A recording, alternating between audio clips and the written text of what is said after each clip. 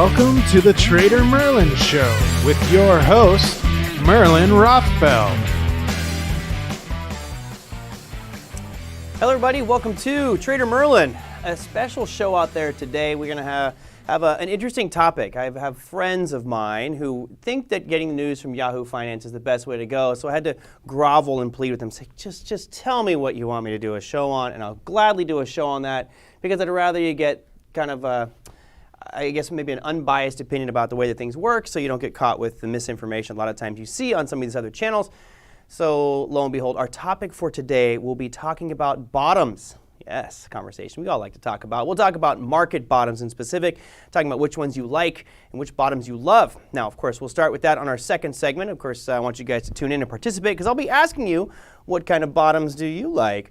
And then, of course, I will explain the difference between the three basic shapes of market bottoms and maybe what are some of the pros and cons of each one and where I think we may be headed with this coronavirus and our current market situation. So if you have questions, feel free to send those on in at tradermerlin.com, or you can go to our YouTube channel right now. Just type in Trader Merlin once you get to YouTube, and that will bring you up the page, and you can see the link right there. And join the discussion, because we're going to have a lively group and an audience joining us today. So pretty happy to have everybody joining today. I know we got a pretty boisterous group normally. Hopefully that will continue, and we'll see more of that as we progress through today's show. So let me start off with our top 7 markets and maybe give a quick shout out to everybody out there. Big Eb, good to have you back, Kev. Deep Truce, Ruben, and Brian, Gayer, Mark, and Sam. We've got a whole bunch of new people out there. What happened to the remote location? I know. I apologize for that. We were actually in talks to maybe broadcast live from a bar. But of course, things have been shut down a little bit. I was really hoping to do that because, I'm going to start doing things a little differently than we have been in the more recent past. So let me start things off with our top 7 markets out there. TJ will get us all set for the market update. Yes, it was a wild one out there today. Thank goodness I kept my long positions on crude oil. Today I closed out 60% of it. I had 5 futures contracts on CL, which I carried overnight. And of course, when you see the crude oil chart today, you'll understand why that was, in hindsight, a fantastic decision. But I unloaded 3 of my 5 contracts, still holding 2. We'll start with the worst performer. Now, when I say worst performer, it's not necessarily the worst. It's worst with regards to the yield.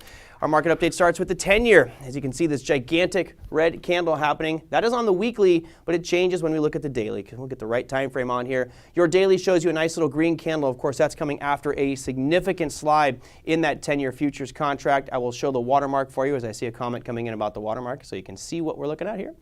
All right, that's that ZN futures product. Again, it looks pretty positive from the bond price perspective, but the yields actually dropped. You're at 11.61, and I'll have TJ bring up what that 10-year yield looks like. You guys can see that we've had that break down below this 133 line all the way down to right around 50, was it 59 was the low? 56.5 was the low there, and now we're at 111.9. So a nice bounce back up, but still relatively low with regards to those yields on the 10-year. That was number 7. Number 6 brings us to gold. Still feeling a little bit of pain out there. I actually thought gold would get its feet back underneath it and start to rally up.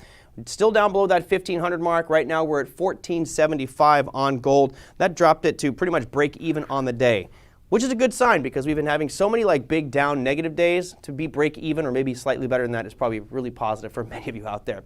All right, let's go to your number 5, which is the S&P 500. I had I had 2 micro contracts on today, which did okay. But it does look like from a chart pattern and technical perspective that this is a fairly positive sign for those of you who follow the show on Trader Merlin. You know I'm a big fan of candlesticks and what they represent with regards to buyers and sellers in the marketplace. These last 2 days of trading on the S&P show very long bottoming tails. That's a sign that, yes, there was fear, but optimism ultimately won at the end of the day because it pushed prices back up and did not close near the low. So these last 2 candles, rather positive, even though you don't have much of a change today on the S&P. On the day, the ES was up 0.47% to 2,409. It is down a bit right now in our after-hour session. It's falling right now. Let's see if we can get the 5-minute chart on this bad boy so you can see what's going on right now. Yeah, you have a pretty aggressive slide going. It's fallen about 50 points since that market closed. So right now we're selling off pretty quickly, eating away at some of those gains on the S&P. Of course, that's what happens when you take your numbers an hour ago and markets move so darn quickly.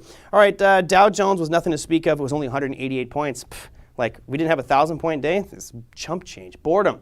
All right, move to the NQ. NASDAQ 100, 71.59 right now is where it's trading at, also selling off a little bit in the after hours. NASDAQ was up 2.3% on the day to 7,150 final close.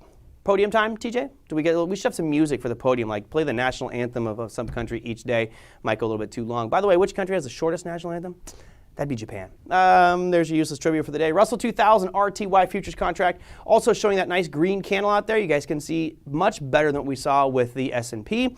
Russell 2000 was up 6.11% today, and that shouldn't come as any surprise since it's been down 14% one day, 11% the next. It's pretty ugly for the Russell, but not today. 6% gain to 1,051, getting back above that 1,000 mark, although it's sliding pretty quickly right now, down about 30 points in the after-hour session. All right, number 2 brings us to Bitcoin, which has done very well in the last 24 hours, 15.8%. You would think, well, how is that possible? This is number 2 at up 15%. 6,234 is where Bitcoin ended its run today.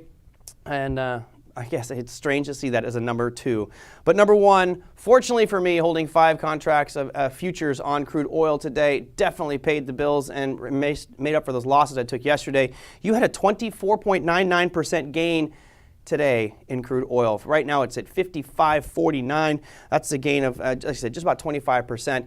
It still didn't erase all the losses from yesterday's aggressive sell-off, but all in all, a very good day. Some stability showing up in that crude oil market and some nice moves to the upside. So hopefully some of that puts some green into your pockets out there, my friends, as there was a lot going on in our financial markets. So there we go. Top 7 markets. Hope you enjoy that market update. Okay, now, topics are going to change every now and again, and of course one of the things I want to do is ask for help from friends and say, hey, what would you like to cover, what would you like to see, what do you want me to discuss? And one of the things I hate more than anything is a lot of the misinformation or biases that the mainstream media puts on things. Because let's be honest, they're paid for by advertisers, and at some point I may be paid for by advertisers too, but I promise you I will always be a straight shooter and honest with regards to what I think or what I'm seeing in these markets. Whether I'm right or wrong, that's up for you guys to decide, but I think most of you guys like the stuff I say on the show, so otherwise you wouldn't be here. All right, yes, Laura says useless trivia. I'm good with useless trivia out there. How many golf balls are on the moon, my friends? There's it. See, you started this, Laura. How many golf balls are on the moon? Anybody know this one? This is a trick question. I always love this one because years ago when I was a kid playing Trivial Pursuit, one of the questions came in and said, how many golf balls are on the moon? And I answered it, and I'll read you what the answer in Trivial Pursuit was, and I thought, this is fascinating. How in the hell are there golf balls on the moon? And it just doesn't make sense. Like, we fly all the way to the moon, this historic event, and we go golfing. You can tell it wasn't the Russians because there'd probably be a bottle of vodka up there. You can tell it wasn't the Spaniards because there'd probably be paella or some gold doubloons up there. But the Americans leave golf balls on the moon. That's our symbol of America, pride. Anyway, Trivial Pursuit said that there were 3 golf balls on the moon. I found this absolutely fascinating. So I actually went and researched it at NASA's website, and there's actual video footage. And Trivial Pursuit is wrong. There's your useless trivia for the question for the day. Trivial Pursuit was wrong because there were actually 2 golf balls on the moon. He swung 3 times, but he missed it the first time. Okay, done with useless trivia. Let's go to what kind of bottoms do you like? Oh yes, this opens up lots of topic of discussion, but the bottom line is we are headed in a market that is decisively going south and in an ugly way. So we thought we'd have some fun and appease my friends' request at understanding what these bottoms are all about and maybe how we can capitalize on them and should we be panicking as most people are. So what bottom do you love? Hence the 3 basic formations there, the L, the U, and the V. So let's go through, and I had to throw this together very quickly, guys. I hope you understand I don't have a research team anymore. It's just me. So when my friend threw this one out at me at the last minute, I did my best to make it as appealing as I could, but I apologize for my rude graphics. All right, so first off, let's talk about what causes market bottoms. This has been a question that's come up multiple times over the past couple weeks, basically saying, are we bottoming? Have we hit a bottom? Should I buy now? Should I buy now? Look, no one knows for sure where or when that bottom is going to come in. I mentioned this a couple days ago when we were talking about calling out the 2009 lows at 666 on the S&P 500. That was one of many calls of market bottoms that were made in the XLT sessions, but that one ended up turning. The point is, we don't know exactly where it's going to be. What we have to do is look at the technical data and come up with a point where we feel that there's enough demand, enough buyers in that situation to stop that current downward movement. So first off, what is going to cause a market bottom? Number 1 is going to be a resolution of whatever that cause or symptom was. So if you look back at the dot-com bubble, what caused that? panic selling, and a bubble bursting. Nobody left to buy this overinflated market. So what finishes that? What's the resolution? When everybody unloaded and people came back in and started buying. 2008, what caused that? Subprime lending, people going way beyond their means. What solved it? What was the cause? Well, or the solution? Well, it was really, I would say, support from the government, buying back in. And again, the bottom dropping out of it because all that capital was selling off and these markets had to have a big correction. Current situation is a little bit different, right? We are in a very different situation with what's going to cause or be a solution for this market sell-off. And I'll address that later when we look at the different formations. So number one would be a resolution to whatever the cause was that caused that market sell-off in the first place. Number two would be government intervention. And we've seen the Fed very aggressively in the past 3 weeks has cut by 150 basis points. Unprecedented move, plus pumping trillions of dollars worth of capital to prop up the repo markets and just the financial system, basically giving corporations access to capital so that they can fund their business and keep their businesses running. In a normal market, that's what they should be doing. Again, I believe we are in a total anomaly type of market right now. Third point here would be economic data. At a certain point, we are going to start talking very aggressively on this show about the specifics of economic data. And I'm not talking about how CNBC will talk about data going, well, the data looks pretty bad and that did this.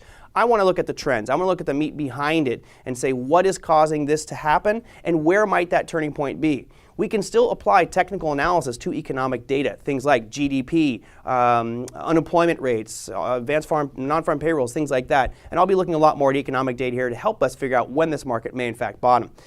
We can discern the trends there, and once the data starts to stabilize, then that would definitely be confirming a market bottom. Number four, optimism. Bottom line, optimism. Right now, I think you could probably ask your friends, your neighbors, if you call them on the phone because you're not allowed to go talk to them in person, and say, hey, how you feeling right now? And they're going to go, I'm scared as hell. I don't even want to talk. I'll talk you through my window, right? People are not optimistic whatsoever. They're panicking. This is a good thing. It actually is one of the legs of the bottom, right? It is the left-hand side of the equation, whether that's the L, the U, or the V. It is showing that fear side. And fear is a great motivator for people to unload, panic, and do stupid things in the financial markets, which is great. Let them do that because it presents opportunity. We can also look at things like, what's the one from Michigan? Is it Michigan? There's a consumer sentiment report that comes out every Friday, and for some reason I'm just totally drawing a blank right now. But those are nice reports, generally very lagging, that will tell you what the sentiment of the population is. Of course, they're taking a very small sample, but you can start to see the sentiment change. And usually, as they say, it's always darkest just before the dawn. And when you have everybody around you saying this is the worst situation they've ever seen, that might be the sign of a market bottom. So the final one here I want to put in is volume. I know that many of you might not feel that volume is a factor. When we refer to volume, we're talking about the number of transactions. Now, it's interesting because yesterday we had a record number of transactions. I mean, it was unbelievable how many transactions were done yesterday. Volume to me is a sign of capitulation, where the population, the retail people, and also institutions are just unloading. When that happens, we quite often see a turnaround, and that could be the catalyst for a bottom as well. So let's go and look at the three different formations here of bottoms, and then we'll get some opinions on it. First one's going to be the L bottom. And I don't even know if you really call it a bottom because the L is basically a chart that looks like this. You have an aggressive sell-off and then basically sideways movement for a long period of time. We have not had this type of, there you go, thank you, Kevin, the University of Michigan Consumer Sentiment Report. That's the one I was looking for. For some reason, it eluded me at this point. All right, that L bottom, you don't see too many of those. The last one that I see that was really clear and evident, I would say, was probably 1946. So I don't think the L bottom is there, but you know what? I wanted to put a LUV thing on here, so we went LUV. Normally what you get is just a lack of economic growth, and we can see that with the economic announcements that I was talking about earlier. So, you know, as you start to look at things like unemployment rate and GDP and not RSI, CPI and PPI, these types of data points, that will clue you into, are we growing? Are we showing any sort of economic growth or stability? Back in 1946, we didn't have it. Let me go through two more here, and then I'll show you what that looks like in 1946. That leads to a period of stagnation. Stagnation is where you just don't have growth. Things are not moving forward. So let's go, TJ, and show them 1946. Just to give you an idea of what that looks like, we'll go to the Dow Jones Industrial Average, and I got to go way back. I mean, it could be a lot of scrolling going on here. I'll try to do it as quickly as possible so I don't torture your eyeballs. 1946 is where I want to go, TJ. That will do it. We should be there right about now. Okay. And I think you guys can see what I'm talking about. You have this really sharp sell-off, right? So really from 1946 in June on the Dow Jones Industrial Average, you're up over 200. In a very short order, in just a few months, you fell all the way down to 160. Now, that's not the greatest sell-off in the world, but you'll take a 25%. But notice how long it just kind of bounced sideways and really didn't do much. You know, it found a floor right around 161, but didn't do anything. Not that big of a bounce at all. So to me, this is really the last time I saw a kind of a prolonged L-shaped bottom in the market, but I don't think we're going to get in that type of situation, so we'll move on. All right, actually, yeah, that's a good one, TJ. The bottom line is, how do you trade these types of situations? So many of you are going to be looking at the points of, when do I get back in? When do I deploy my capital? Unless you're some of those people that are just going to hold on forever and refuse to acknowledge that these markets are going to go down anymore. I don't want to point any fingers out there to anybody, but you know who you are. How would you trade it? Well, as you look at this graph here, you have an aggressive market sell-off and then followed by sideways action. If we get a market situation that shows sideways action for a prolonged period of time, there's really the simplest thing that you can do is wrap some lines around that range. Find your high for the range, find your low for the range, and basically you're selling at the high end, you're buying at the low end. If you don't want to use a lot of capital and be buying and selling within that range, you could be using options and buying puts and calls or selling puts and calls depending on what strategy you're going to employ there. So they actually can be extremely lucrative markets when you see something channeling, but we generally don't because of government intervention. All right, next one is the U-shaped bottom. U-shaped bottom looks like that. Nice, big, slow curve. It takes some time. I mean, this could be years before it really starts to traverse back to the upside. Again, I think with all the government intervention, it may not be years, but it takes a little bit of time for an economy to get its feet back on its ground. Now, what are some of the characteristics? Slow economic growth, right? It takes a little while to get that machine back up and running and starting to get the process going, getting jobs back in place and showing that businesses are making a profit so they can start hiring more employees, et cetera. So that process could take some time. You also start to see trends form. You know, one of the big things that we've always preached in any content that I've talked about on Power Trading Radio or this program here is follow the trends. Right now the trend is aggressively to the downside. But as we start to see this chart here, this U bottom, you have three distinct trends, don't you? You have your first aggressive downtrend, which would say stay short. If anything, we're in this phase right now. Then you have the sideways traversing, which is a very, I guess, a good opportunity, but it's also challenging for trend traders because it's trending sideways. And ultimately, you set some rules. As Gary says here, strategy is key, agree 100%. Your strategy would be, okay, once X happens, I'm going to perform Y or a specific action. So, all right, if it's traversing sideways, cool, I'll put myself some limits, and once it breaks above those and starts to show some higher highs and some higher lows, meaning an uptrend, then I would buy back in. So these actually present great investment opportunities. They could take some time to form. Final one is the retailer joins in. We saw this back in 2008. The retail population had the daylight scared out of them. They were no longer willing to invest in the markets. They were fearful. And it took a little bit of time to get that machine back up and running. Of course, the Fed back in 2008 or 2009 really helped facilitate that transition, that shift in this curve. You know, I think that in 2009 it could have been a much more exaggerated, rounded bottom, but they came in with an aggressive policy and really caused it to be more of a V-shaped bottom, and I'll show you that here in a second. Let's see. Maybe I'll show you some examples of what I think are U-shaped bottoms. I know some of you might disagree with this, but I'll have TJ bring these up. Really, the first one that comes to mind, it come down to the piece of paper that I wrote down, would be 57 to 58. Now, and that's this point right here. This is, again, is the Dow Jones Industrial Average, and you can see you had an aggressive sell-off. And it took from October 21st of 1957 to April of 58. So you had, what, 6-8 months where it basically didn't do anything. It just floundered. However, if we look deeper within this picture, okay, this is all about strategy and planning.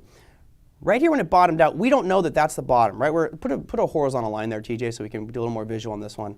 Right where this bottom line is, that is where it bottomed out. We know it because we have the luxury of hindsight. So what I'll have TJ do is play a game we like to call, say, the hard right edge. If you think that that's the bottom, you don't know that for sure yet, right? So part of the things we talk about in core strategy a bit has been wait for it to retest. But notice it came down there. It didn't hit that bottom. This is a great sign of strength because it's no longer weak. It's no longer making that same low. If it was weak, it would have gone back down to those lows and possibly even gone lower, okay? Now, watch what happens here. All of a sudden, we start making a higher high. That's great because that means that people are now willing to buy. Granted, it took a long time. We come back down, we still make a higher low. So this is now showing you the trend forming to the upside. It's just not really strong. And then once people realize that, hey, you know what, we're not making lower lows, then all of a sudden this market took off. So this is a good example of, let's say, a rounded bottom because it just took a bit of time to get that machine rolling. Let's fast forward, TJ, bring me to 2002 to 2003. Apologize, guys, if my voice is going out, but a lot of talking going on over the last couple of days. Here's another example of it, and it's not clean. You don't see a really clean, rounded bottom. But this sell-off that started in 2002 when the Dow was over 10,000, it sold all the way down to, give me that price down there, 73. I mean, that's a huge drop. It's a 30% decline. But notice it did not really aggressively rip out. It took some time for it to get there. So that was the slow process of a rounded bottom. All right, rounded bottoms are out. Let's go to the V bottom. V bottom, or I already mentioned that one. V bottom. TJ, bring it up. There you go. You got this aggressive down move followed by a very aggressive shot to the upside. Most people are thinking that this is where we're going to be headed, and I'll give you guys a poll here in a second to fill that out. But basically a V bottom, you're looking at a very quick market rebound. These happen very, very quickly. It's not like it takes years to happen. The bounce is very, very fast. It's aggressive buying, and that's also signified by volume, very high volume on the charts. And I mentioned that climactic volume. All right, how do you trade it? Same thing. Map out some zones, set your entry, your stop loss, and your price target. Now, Laura says, finance new kid here. I see lots of people in your way with more knowledge than me. It's okay. Don't worry about it. Next topic can help with the stop, limit, market, etc. Okay, those are easy ones. That's very basic stuff I can cover. But let's do one at a time and go through these market formations. So, with regards to where we are right now with this market, I'm curious. I'll give you my 2 cents here in a minute, but I want you guys to kind of throw out there, what do you think we will be headed for? Since we've got 47 watching live, and for those of you who end up watching this later or on the iTunes podcast, you can go to tradermerlin.com, send in your thoughts there, and I'll give the update from some of the polls there. But what do you think we're headed for, right? Some people think we've already bottomed. Others think it might be more aggressive. But at the end of this, when all the dust settles, what do you think will happen? Will we be in an L, a U, or a V? And feel free to type that into chat. We'll get that thing flying up there and see what you guys think about it. Because you do want to anticipate what type of bottom we're going to have, because that will somewhat dictate your trading style. Like I mentioned earlier, you don't know exactly what type of bottom it's going to be, but we certainly want to have a plan in place for all three of these. The U formation would probably be the easiest to trade. The V would be probably the most challenging, and the L, once you establish that it's kind of a sideways traversing market, can probably be the most lucrative. All right, so let me see here. Siraj says a U base. Ruben says V. Brendan says V. Big Eb. Most of you guys say V bottoms, huh? Okay. Mark Frost says a U. Kenyatta. Oh, nice name. I like that. Thinking more of a U. Yeah. A W. Okay, so Rodostin says a W. We could have a double bottom formation as well. I mean, and in the grand scheme of things, a W would be part of a U formation because it's a slower transition. And Jorge says, I always pronounce it wrong. I think it's Jorge or George, sorry. An L. You're with the W. You like the double bottoms? TJ, do you have a preference out there? I mean, we got to get TJ involved in this thing. What type of bottom are you looking for? Yeah, I like those big bottoms, you know. You like the big bottoms? The big rounded bottoms, TJ? You know it. Okay, so TJ's going to be more in the U category. All right, here's what I think. There's one qualifier which I did not put in the analysis here, which is the length of time. And there is, for this situation that we're in right now, this whole coronavirus pandemic fear, the longer this goes, the more likely we're going to transition and be a U or possibly an L. If this is done at the end of 2 weeks and we can all go outside for a brand new day and walk outside of our homes and live our lives again and get back to business as usual, we're going to have an aggressive V bottom. I mean, it should be very aggressive. So it begs the question, do you start to buy a little bit here, taking some shots at that potential bounce? The other side of that equation, and of course I am being ambiguous here because the markets always have uncertainty and unknowns, I still think it's okay to take a shot at a V bottom. But if you have a prolonged period, so let's say at the end of March 31st, I'm in Costa Mesa, but I know Los Angeles, Orange County, San Francisco, many of these areas where you guys live, what if they don't lift the restrictions and they say, no, it's still really bad, we're going to go another month? That could be the catalyst that really puts us into that recession depression categories you guys have heard me talk about. So if that happens, to me the V bottom's off the table, because the more the time that passes where we cannot work, we are no longer doing our normal consumptions and doing the activities which we do with regularity, which is money being spent in the economy, the more people will be losing jobs. We talked about it yesterday, Mnuchin basically saying he thinks $20 unemployment coming up here soon, or $20, 20% unemployment coming up here soon. I hate to say it, I agree with him. I mentioned on yesterday's program, I have several friends last night, they're saying, look, I just lost my job. I'm one of those people. There are a lot of people out there that have lost their jobs because of this market environment. Mine wasn't because of the market environment, but I'm part of that unemployment crowd.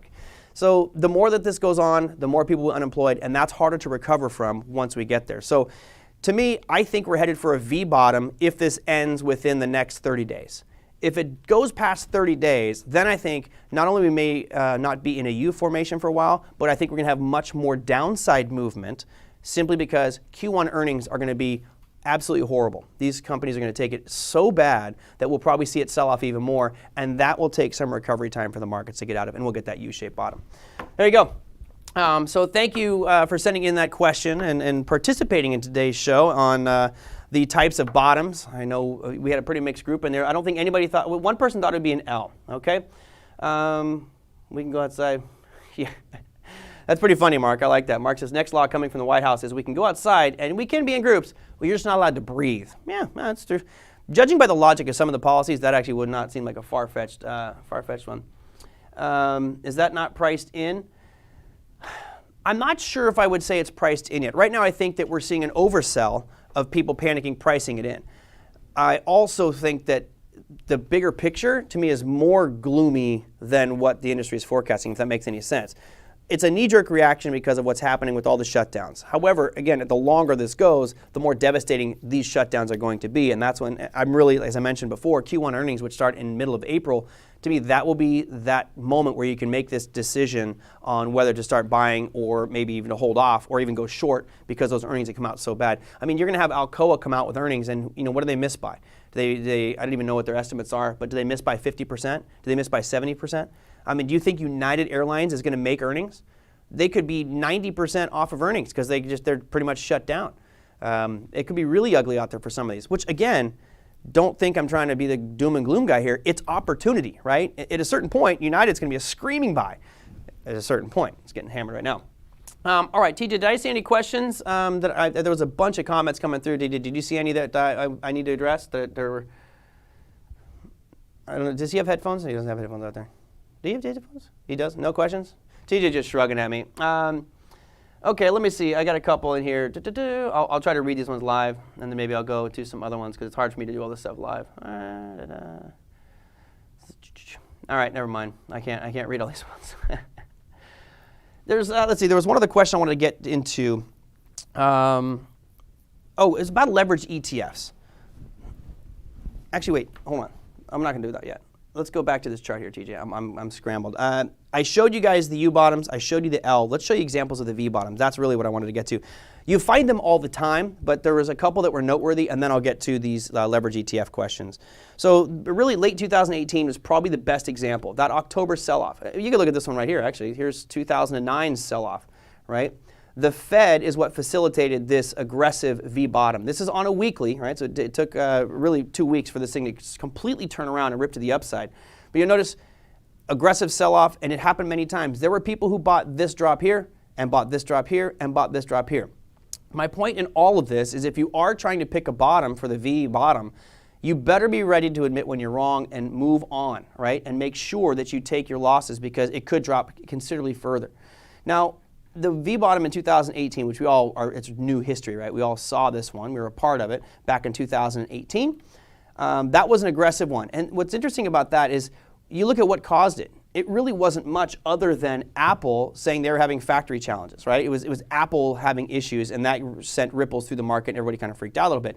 But there wasn't anything systemic. There wasn't anything horrible there that precipitated that sell-off. So this was just human behavior and psychology. Now, I mentioned earlier that volume is an important one, and let me see if I can add some volume on this chart just so you guys can see. I haven't even looked at this myself, but normally when you have these aggressive sell-offs like that, you tend to get volume spikes, and I hope that I'm right on this one. Okay, there you go. You had a pretty aggressive volume spike on this sell-off, which was much higher than normal, not proceeded to an aggressive market turnaround. So you see these all the time. What's nice about this one in particular that we saw from 2018 is, where did it bottom out? It bottomed out right at a nice demand zone. So that to me is a pretty good one. In theory, Gayer says, in theory, how would we look if markets go into a depression? I'm not really sure. I will claim ignorance on that. I'm not the market historian that John O'Donnell is. I'm actually going to try to get John O'Donnell back on the program here soon. He's been on a little bit of a hiatus from prior to. He couldn't handle being in studio with me anymore. That's it. He just is like, he got fed up with me conflicting his opinions. What is it going to look like if we go into depression? It's going to be ugly for a while. And I think that, again, let's say this drags on for 3 months, 3 more months from today, I think that would put us in a quasi-depressionary state, because a lot of businesses will have to shut down, and there's going to have to be a spooling time for these companies to come back online. And everybody in this room right now, think about what you do for work. Every one of you is going to be impacted. It's also interesting because I think what it should be doing is giving everybody hopefully has the vision to say, what is the best businesses or industries to be in a situation like this? Because I have a feeling this is not the last time this is going to happen in my lifetime. Wireless technologies, streaming media, online presence, that type of thing is the on-demand industry. Retail is going to get slaughtered and butchered. So I don't know. I think it's going to reshape a lot of the ways that companies are doing business. There'll be a lot more of what I'm doing, which is streaming information via the web. This is obviously a great thing for Amazon, where people don't want to leave the houses at all. But as far as depression goes, I don't know. I think that it will be a slow process for a while. I'm more in the opinion of the ultimate of this will be a U-bottom type of recovery, which will take a little bit of time to get out of. The concern I have is how aggressive the Fed has been. If that does in fact create a situation of hyperinflation, then we really screw ourselves over as an economy, and that makes it much more problematic. All right, yeah, we talked about what to buy. It was kind of funny. We talked about buying like Grubhub and stocks like that. Another interesting one would be looking at the internet service providers. All of a sudden, my ISP has been getting slower and slower and slower because more people are staying at home and working from home. Someone asked me about inverse ETFs, and there were a couple of pointed questions, and because I'm over time, I'll make this brief. Thoughts on inverse ETFs? Or triple leverage ETFs, excuse me, is the question, these doubles and triples. If you are using those, you have to be a very short-term trader, not a longer-term trader, because there's this factor of decay on those, and the longer you hold them, the more they just lose value. The second part of it is, if you can prove to yourself that with the underlier, with the regular one-to-one ETF, meaning SPY, right, that's the one-to-one, if you can prove that you can make money consistently, or you have a good strategy in place with great rules, then and it's working on the one-to-one, then maybe you step it up to the 2-to-1 or possibly the 3-to-1. The problem is too many people want to make too much money too fast, or trying to make as much money as they can, and that throws caution to the wind. And if you aren't consistent, or you're already losing money, that just means you're going to lose money 3 times as fast.